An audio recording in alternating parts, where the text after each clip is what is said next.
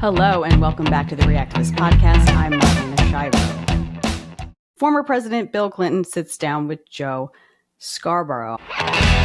At what point do we stop doing a post-mortem of the election results and Monday morning quarterbacking of why the Democrats lost? I don't have that answer, but Bill Clinton had a few things to say that took a very long time. Now, I've spoken to people who speak slowly, and I've spoken to people who take a minute to get to the point they're trying to make, but Bill Clinton has taken it to a whole new level. Talk about how Democrats maybe stop firing at each other and start working together. Look, you and I have now been friends for years. We've got our political differences and we've got a political history, but I know you and I like you. Now, suppose you and Mika just did a makeover of your living room and you asked me to come visit. Okay. And I visit, and it is beautiful. Everything about it is beautiful, except in the corner, you've got this beautiful curved couch. Oh, my God. But behind the couch, there's a pink elephant. Yeah. And now, I could ask you, I said, I guess you're still a Republican, you just turn a little pink? Yeah. Or something, we could do it, refine it. It almost doesn't matter what I say. What are you saying? No, really, what are you saying? The one thing I cannot do is to come in, drink your coffee, talk about how beautiful your living room is, and turn around and not mention the pink elephant. And ignore it. As of right now, the only pink elephant I see is that President Clinton is drinking imaginary coffee and looking at an imaginary renovation and is complimenting Scarborough and his wife Mika on that renovation. I don't even believe the real problem is whether you should be more verbally left or center. I think you've got to talk like people talk who will make the difference in the outcome of the election. You don't have to sell out what you believe in, but you do have to meet people where they live. And you can't get very far avoiding it. I don't think I could wait to the end of this movie to find out what the pink elephant represents. I know he's trying to make an analogy, but it turned into a journey, and I don't have a lot of time.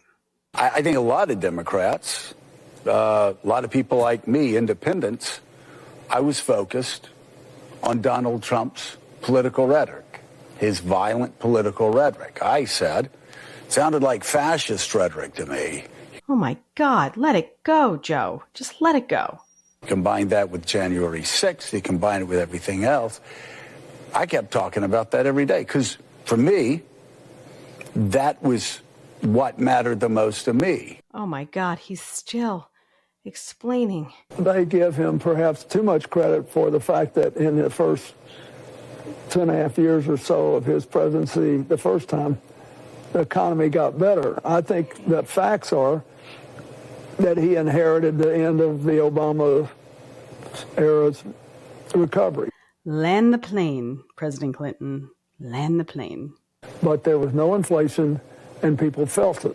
So we had to see that election the way they did and answer that.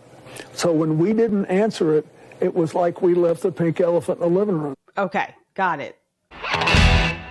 I'm sure that Joe is happy to be sitting here no matter what President Clinton is saying, because it's in Joe's best interest right now to be seen with as many Democrats as humanly possible, to possibly regain his viewership and to squash the critics. I've definitely seen a shift in journalists when it comes to Donald Trump. They've definitely softened their tone a little bit. Like I said last week, Joe went to the extreme, apologizing to Fox News for something their guest said. But a different guest at MSNBC was very candid about Donald Trump and his cabinet picks, and no apologies followed.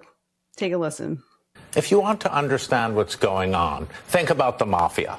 This is the same thing. And again, the literature, historical literature on dictators talks about the relationship, Hannah Arendt talks about this, between the fascist leader, say, and the mob boss. So you hire the people who are going to get it, who already know what you want. It's a very familiar strategy we all know from gangster films. Okay, there's that.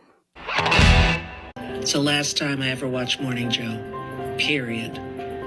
For months you were telling us he's the worst thing that could happen to this country and democracy. And then you go kiss his ring. Rosie O'Donnell has never been quiet about her political beliefs and where she stands. Never loved Donald Trump. Actually, she hates Donald Trump. Donald Trump absolutely hates Rosie O'Donnell. A very public hate relationship for almost 2 decades now. So it's not surprising that she has gone online and has been very upset about the election results. In the days following the election, she spoke out a lot on social media, but she has found some light spots along the way and has shared those. And just in case you missed it, I'm going to rewind it back just a little bit to give you some context. That is 100% Julie Andrews. She has the scar right there on the back. Oh my God, this is the best moment of the last freaking 14 days or whatever number we're on. Please, everyone, believe. You know what? Julie Andrews lives. She is not talking about the actress Julie Andrews. She is talking about a squirrel that she had in her yard, and the squirrel left at some point, and now Julie Andrews, the squirrel, is back. Leave it to a squirrel to find a nut. This was a high moment for Rosie, with a positive message at the end there, telling everyone to believe. Please, everyone, believe. Rosie and Trump may just have a little bit of common ground. Donald Trump, who just went on Meet the Press over the weekend, also talked about what he believes in. I'm a big believer in tariffs. I think tariffs are the most beautiful word. I think they're beautiful. It's going to make us rich. Tomato, tomato. Let's check in with Rosie O'Donnell and see how she's doing today. Look what I have on my lip. Everybody's been saying you have herpes all this time, and I never had a cold sore in my life. And now I have a cold sore. And it makes me think that perhaps this weird pimple that had a tiny little head was a cold sore too. Ew, TMI. So I don't know. I will let you know tomorrow if I do in fact have herpes. Please don't. I think there's like a HIPAA law about that. Maybe you should just keep it to yourself. Maybe you just go see your doctor, do what you need to do, and never talk about it again.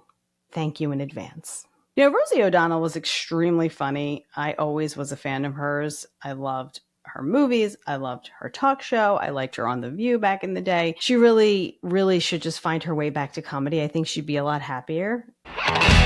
And I can say for certain that her humor is way more entertaining than a herpes diagnosis.